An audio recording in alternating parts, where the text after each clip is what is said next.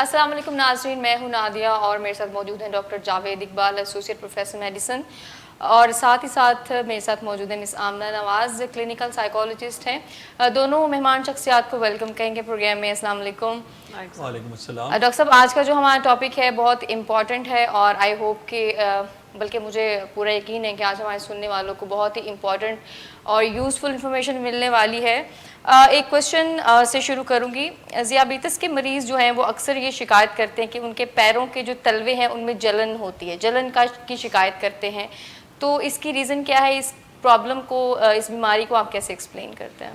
ذیابیطس کی بیماری جو ہے اس کی چند پیچیدگیاں ہوتی ہیں جن کو اگر ہم براڈ کیٹیگریز میں ڈیوائیڈ کریں تو میکرو واسکولر اور مائکرو واسکولر کمپلیکیشنز ہوتی ہیں۔ ٹھیک ہے۔ میکرو واسکولر کمپلیکیشنز کا مطلب ہوتا ہے کہ آپ کی خون کی بڑی بڑی نالیاں بلاک ہو جائیں، جیسے کہ ایسی نالیاں جو ہارٹ کی طرف جا رہی ہیں، کورنری آرٹری ڈیزیز ہو جائے اور ہارٹ اٹیک کا شکار ہو جائے مریض، یا کچھ ویسلز ہیں جو برین کی طرف جاتی ہیں، اگر ان میں بلاکیج آ جائے تو اس کا مطلب ہے کہ مریض کو فالج کا خطرہ، فالج کا پرابلم جو ہے بلاک ہو جائے گا۔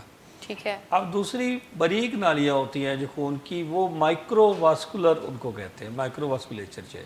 تو مائکرو واسکولر کی جو پیچیدگیاں ہوتی ہیں ان میں سب سے کامن ہے ڈائبیٹک نیوروپیتھی، یعنی ذیابیطس کی وجہ سے اعصابی تکلیف ہونا۔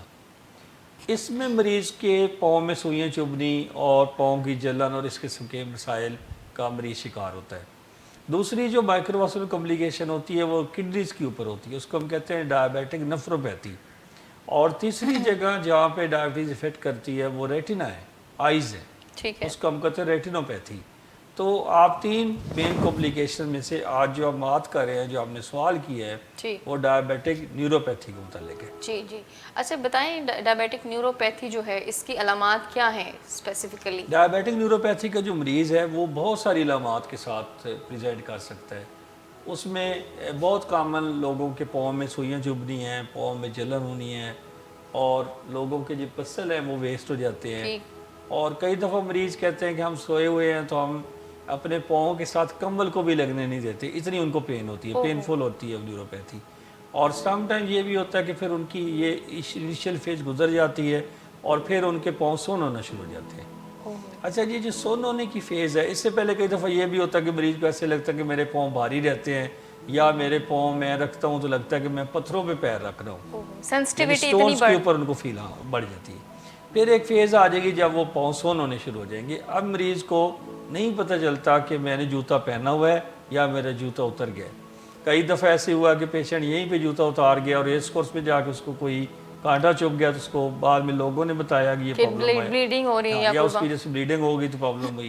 تو یہ چیز ہے کہ مریض کو یہ جو حصے ہیں اس کی متاثر ہو جاتی ہیں۔ اور پھر ایک کمپلیکیشن جو ڈراسٹک کمپلیکیشن ہے وہ ہے کہ ڈائبیٹک فٹ ہو جانا، یعنی مریض کے پاؤں میں حصے نہیں ہیں اور مریض نے ہیٹر کے آگے پاؤں رکھا ہے تو اس کو ہیٹر کی وجہ سے پیر جل گئے ہیں۔ یا ابھی کل میرے پاس ایک پیشنٹ آئی تھی، انہوں نے ایکسٹریم کولڈ واٹر جو ہے وہ یوز کیا پاؤں کے اوپر، تو وہاں پہ بھی ان کو ایک طرح سے فراس بائٹ ہو گئی۔ تو یہ والی بات ہے کہ یہ جو ساری یہ جو اس کی ویریئنٹس ہیں یہ ڈائبیٹک نیوروپیتھی کے ہیں۔ اور علامات میں اگر ہم اور علامات کی بات کریں تو ایک بیماری آٹونومی نیوروپیتھی کے اندر مریض کو چکر آتے ہیں، جب وہ مریض بیٹھ کے اٹھتے ہیں تو ان کو چکر آ رہے ہوتے ہیں کیونکہ ان کا بی پی صحیح مینٹین نہیں رہتا اور ہارٹ ریٹ ان کی بڑھتی رہتی ہے۔ یا کئی مریض اس علامات سے بھی آتے ہیں کہ جب وہ کھانا کھا رہے ہوتے ہیں تو ان کو پسینے آنے شروع ہو جاتے ہیں، یہ بھی ان کی ایک اعصابی تکلیف کا وجہ سے ہوتا ہے۔ اور کچھ لوگ جب کھانا کھاتے ہیں تو وہ ادھر ہی رہتا ہے کھانا، ان کو لگتا ہے کہ ہمارا پیٹ بھرا ہوا ہے تو وہ مزید کھا نہیں سکتے، کانسٹیپیشن بھی اس کے نتیجے میں ہو سکتی ہے۔ یہ ساری علامات ہیں جو ویریس قسم کی علامات سے مریض پریزنٹ کر سکتا ہے۔ اور یہ جو ڈائبیٹکس ہیں ان کو بھی یہ پرابلمز ہوتی ہے۔ سم ٹائم دیکھا گیا کہ ایک پری ڈائبیٹک فیز کے اوپر بھی جب پیشنٹ ابھی ڈائبیٹک نہیں ہوا لیکن اس کے بلڈ شوگر لیول اوپر رہتا ہے تو مریض کے پاؤں کے تلوے جلنا شروع ہو جاتے ہیں۔ سر لیکن یہ تو آپ نے کہا نا کہ ڈائبیٹکس میں ہوتا ہے اسپیسیفکلی جب کمپلیکیشن ہو جاتی ہیں، تو پری ڈائبیٹک میں بھی جو نیوروپیتھی ہے نا اس کے دو فیزز ہیں۔ ایک یہ ہے کہ آپ کو ایکیوٹ نیوروپیتھک سمٹمز ہوتی ہیں، اچھا جیسے آپ کے شوگر لیول ہائی ہوئے ہیں تو آپ کے پاؤں میں جلنا شروع ہو گئی، یہ ریورسیبل نیوروپیتھی ہے۔ پھر آپ کو پہلے سال میں جو علامات آ رہی ہوتی ہیں آپ شوگر لیول ٹھیک کرتے ہیں تو وہ ٹھیک ہو جاتی ہے، ٹھیک ہے۔ لیکن بعد میں جو کرونک کمپلیکیشنز ہوتی ہیں 7 to 8 ایئرز پہ وہ ریورس نہیں ہوتی، اس کو ہم کہتے ہیں irreversible نیوروپیتھی ہے. تو اب کئی سارے پیشنٹ جو ڈاکٹرز کے ساتھ وقت لگا کے آتے ہیں کہ جو ہی میں بلڈ شوگر لیول 98 پہ کروں گا یا میں بلڈ شوگر لیول 120 پہ کروں گا تو میرے پاؤں کے تلووں کی جلن یا اس کا جو سن ہونا ہے وہ ٹھیک ہو جائے گا.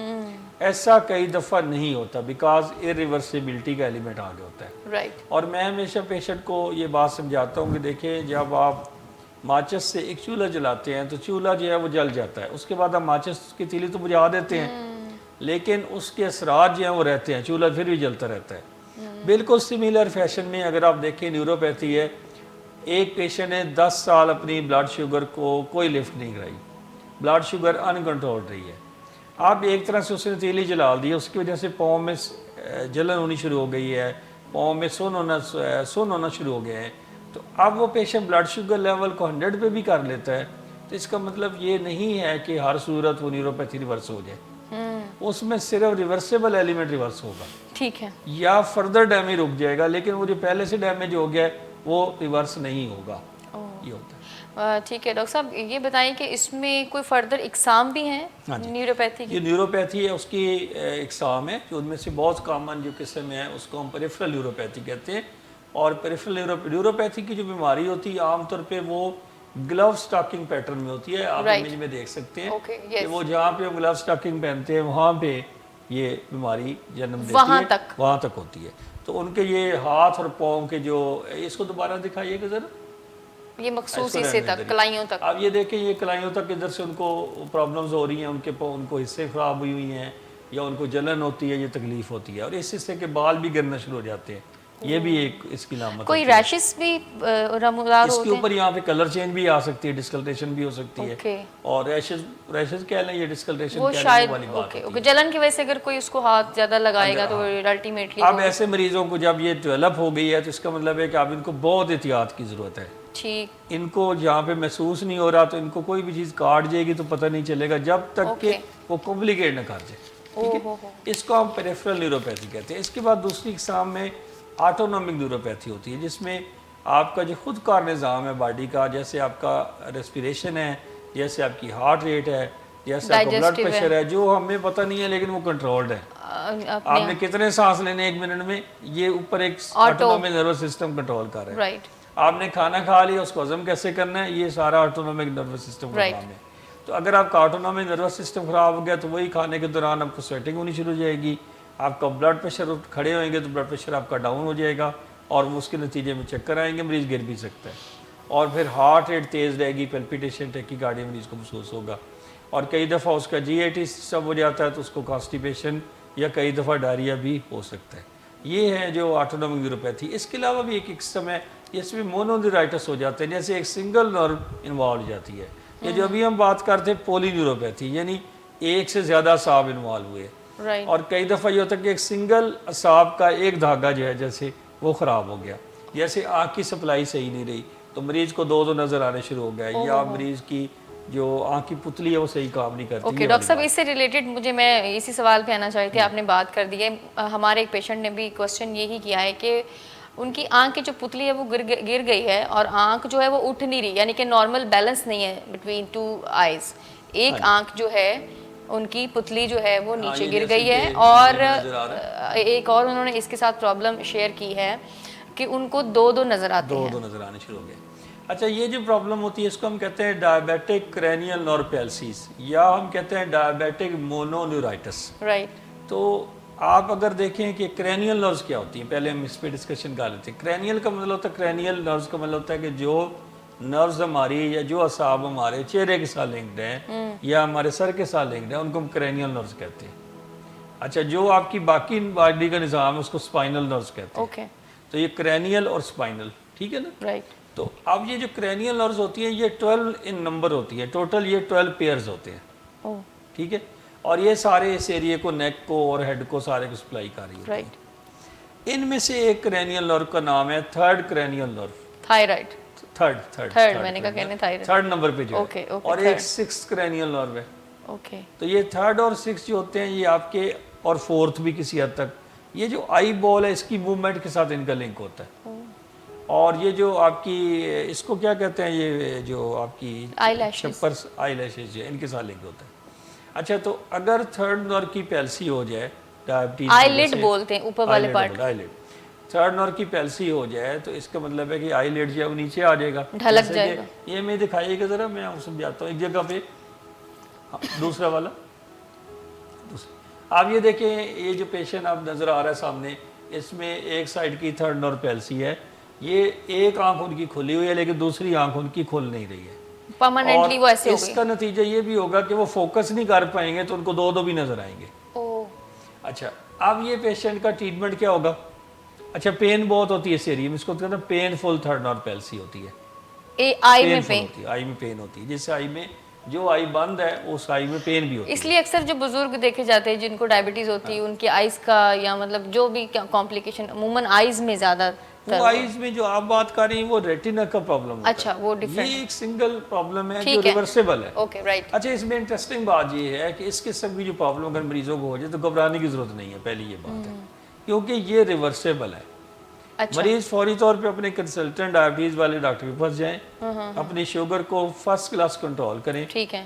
عام طور پہ میں ایسے پیشنٹس کو انسولین پہ شفٹ کر دیتا ہوں تھوڑی دیر کے لیے, اور جب ان کی بلڈ شوگر کنٹرول کرتے ہیں تو یہ ریورس ہو جاتا ہے. ٹھیک, ان کی آنکھیں ٹھیک ہو جاتی ہیں.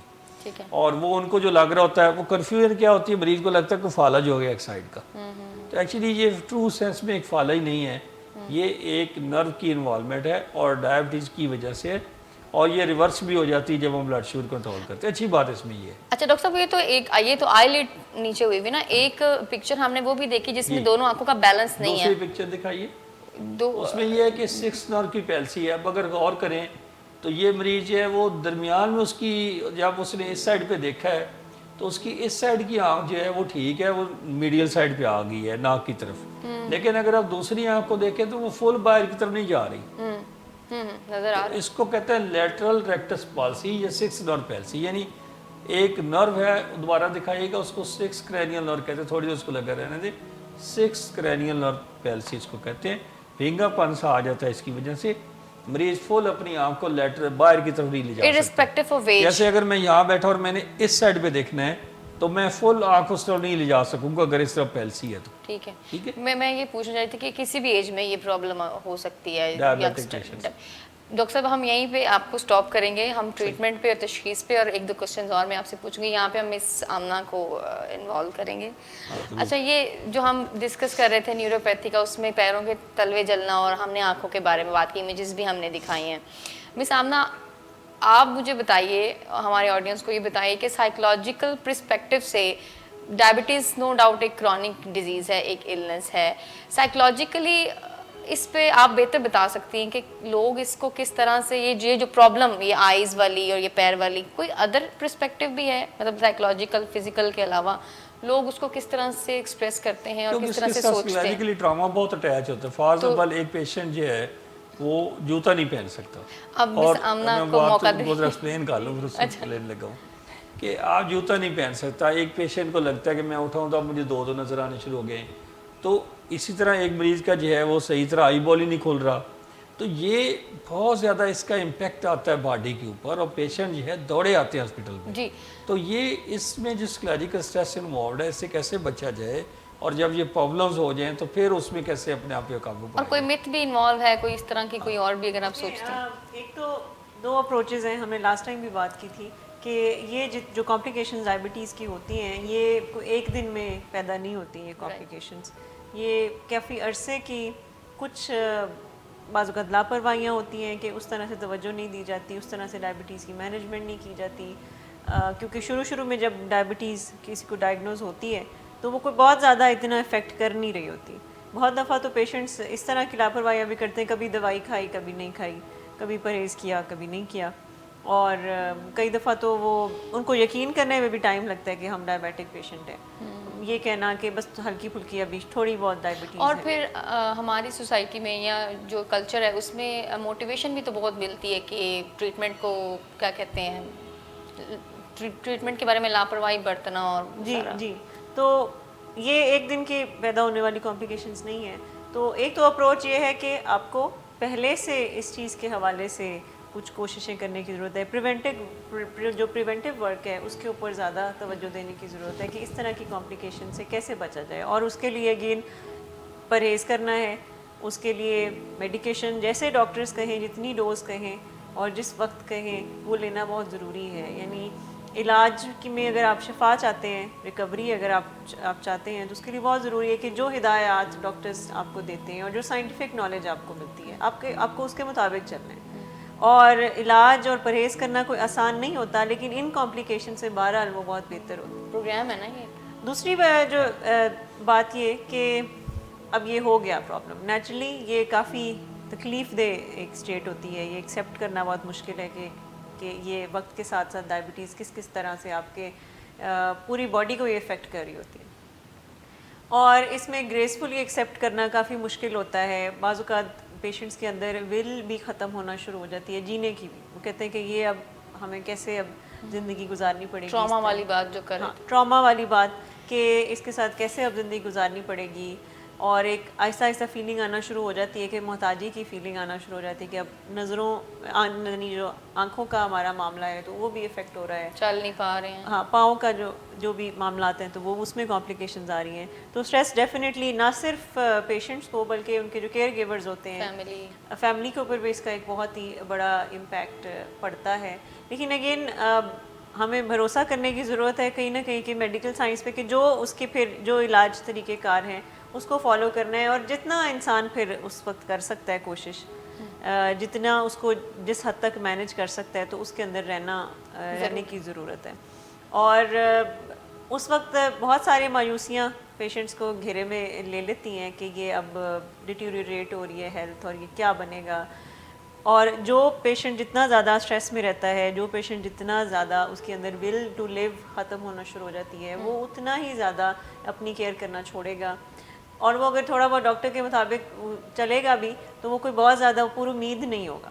تو اس میں بہت ضروری ہے کہ آپ کو اپنا مورال اس کو اپلفٹ کرتے رہنے کی بہت ضرورت ہے, کہ جو ایک موٹیویشن ہے کہ بہرحال جو مینجمنٹ ہے اس بیماری کی وہ ہمیں اپنے حصے کا کام ضرور کرنا ہے. اگر اپنے حصے کا کام انسان چھوڑ دے کہ اب یہ تو ہو گیا اب میں کیا کروں, تو یہ جو مایوسی والی کیفیت ہے وہ مزید کمپلیکیشنز ڈائبٹیز کی طرف کی اندر پیدا کرتی ہے. اور اگین اسٹریس تو ڈاکٹر صاحب زیادہ بہتر بتا سکتے ہیں کہ اسٹریس کتنا زیادہ شوگر کے معاملات کو خراب کرتا ہے, شوگر لیولز پہ اس کا کتنا برا اثر پڑتا ہے کہ اگر کوئی کانسٹنٹلی اسٹریس میں رہے. اور اس میں اگین فیملی سپورٹ کی بھی بہت ضرورت ہوتی ہے. اس میں ڈاکٹرز کی طرف سے بھی کچھ مورال بوسٹ کرنے کی ضرورت ہوتی ہے, اور بعض اوقات پروفیشنلز کسی کاؤنسلنگ کے لیے بھی ضرورت ہوتی ہے پیشنٹس کو کہ کس طرح سے ان کا مورال بوسٹ کریں. اور ایسی کمپلیکیشنز کے ساتھ جو سب سے ضروری ہے وہ یہ کہ پیشنٹ کی کوالٹی آف لائف بہت اچھی ہونی چاہیے. یعنی جتنی آپ اس کی زندگی کوالٹی اچھی کریں, اکثر آپ نے دیکھا ہوگا کہ جن کی کوئی اس طرح کی ڈائبٹیز کی کوئی کمپلیکیشنز آنا شروع ہو جاتی ہیں, بالکل ان کو بیڈ ریڈن کر دیتے ہیں, کپڑے بھی چینج نہیں ہوتے, کئی دن تک پیشنٹس کپڑے چینج نہیں کرتے, اور بالکل ایک کونے میں سارا دن پڑے رہتے ہیں, ٹی وی بھی نہیں دیکھ رہے ہوتے, نہ کسی سے مل رہے ہوتے ہیں.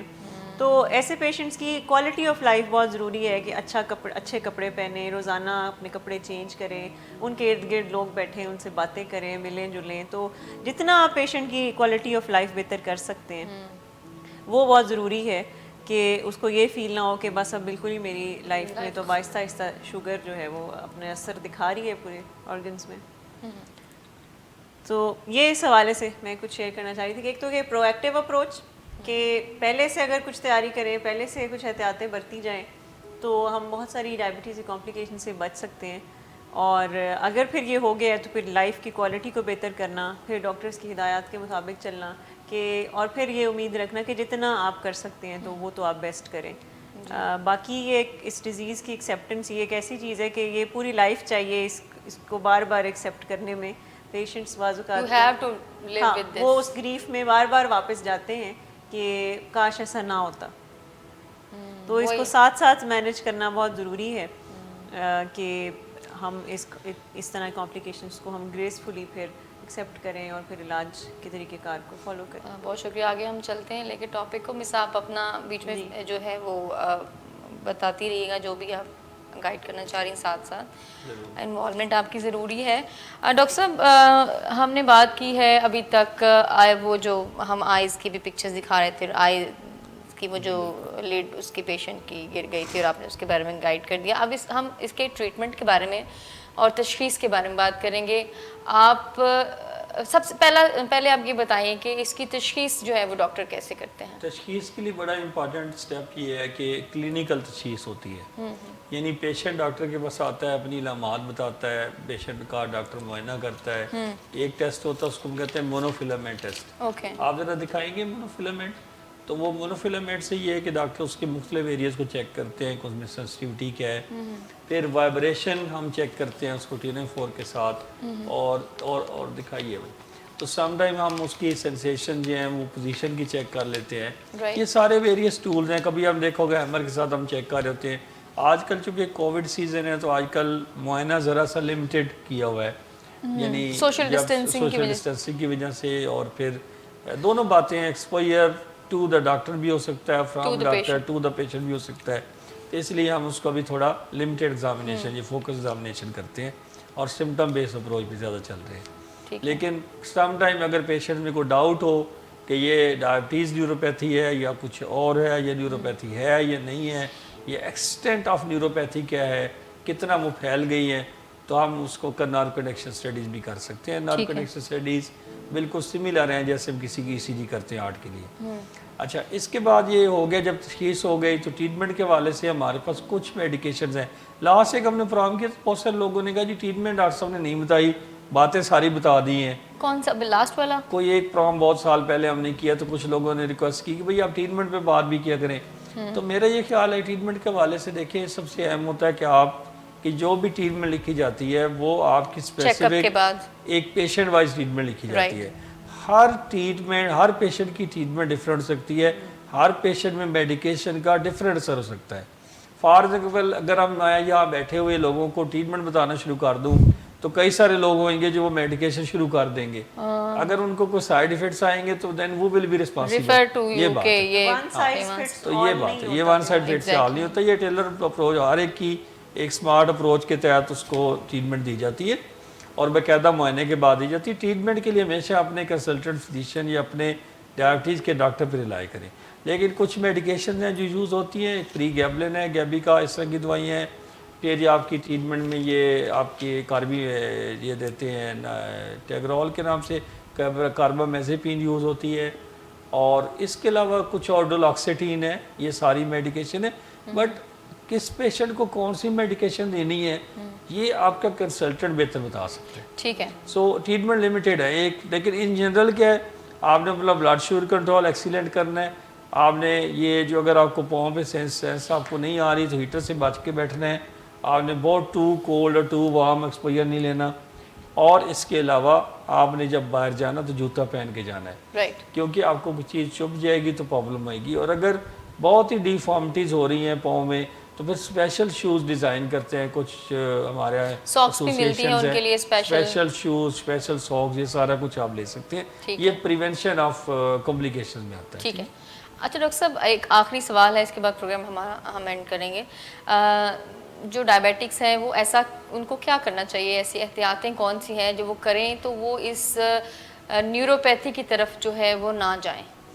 بہت پرویکٹیو اپروچ اپنائیں. نمبر 1 وہ پیشنٹ جن کو بھی پری ڈائبٹیز ہے وہ ڈائبٹیز سے بچیں. جب ڈائبٹیز ہو گئی تو ڈے 1 پہ اپنا بلڈ شوگر کنٹرول بہتر کریں. ایسا نہ ہو کہ آپ کو جب کمپلیکیشن ڈیولپ ہو جائیں پھر آپ اپنا بلڈ شوگر کنٹرول امپروو بھی کر لیں گے تو شاید کچھ ایسا ڈیمیج ہوگا جس کا کوئی ریورسیبلٹی نہیں ہوئے گی. ایک دوسری یہ بات ہے کہ جو آپ کا بلڈ پریشر ہے وہ کنٹرول ہو. آپ کے تھائرائڈ کا اسٹیٹس آپ کو پتہ ہونا چاہیے. آپ کے سیرم میں وائٹامن B12 کتنا ہے, آپ کو وائٹامن B12 کی اماؤنٹ اپنی باڈی پوری رکھنی چاہیے. وائٹامن B12 بھی سملر نیوروپیتھی کرتا ہے اگر اس کی کمی ہو جائے تو. اور وائٹامن B12 کی ڈیفیشنسی اور ڈائبیٹک نیوروپیتھی یہ کئی دفعہ سائیڈ وے میں چل رہے ہوتے ہیں. تو اگر اس میں سے ہم وائٹامن B12 کی ڈیفیشنسی کو دیکھ کے اور اس کو ماپ کے اس کو کریکٹ کر دیں گے تو کافی حد تک یہ پریونشن ہو جائے گی ڈائبیٹک نیوروپیتھی. بہت شکریہ ڈاکٹر صاحب. میں سامنا نواز آپ کا بہت شکریہ. ناظرین ہمارے ساتھ موجود رہنے کا بہت شکریہ. اگلے ہفتے ایک نئے ٹاپک کے ساتھ دوبارہ آپ کی خدمت میں حاضر ہوں گے. تب تک کے لیے اپنا خیال رکھیے گا. اللہ حافظ. چلیے اب